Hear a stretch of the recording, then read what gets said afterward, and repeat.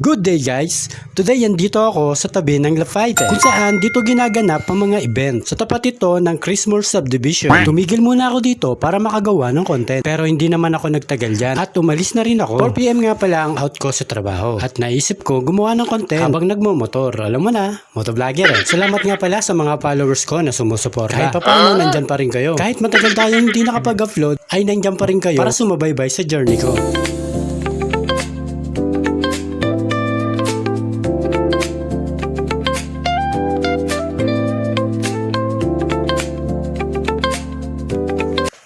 Sakto pag uwi ko sa bahay, naglilinis ng badya si Kuya Marlon. Kaya naman ang sabi ko, ako naman, pagkatapos mo. Tamang tama to kasi marami akong nadaanan na maputik na kalsada.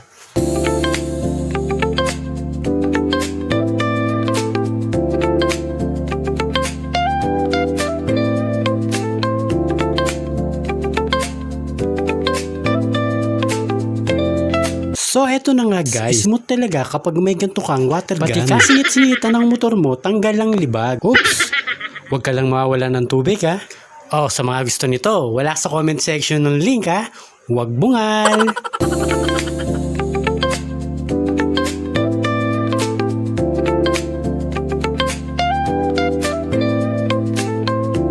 Tandaan nyo guys, kung ikaw ay may motor, dapat mo tong alagaan dahil ito ay nagbibigay serbisyo sa'yo araw-araw. Isang paalala mula kay Bin Motovlog. Alright! Shoutout nga pala kay Motosuki at kay Bricks sa Kalam. O paano mga bata? Hanggang sa muli, paalam!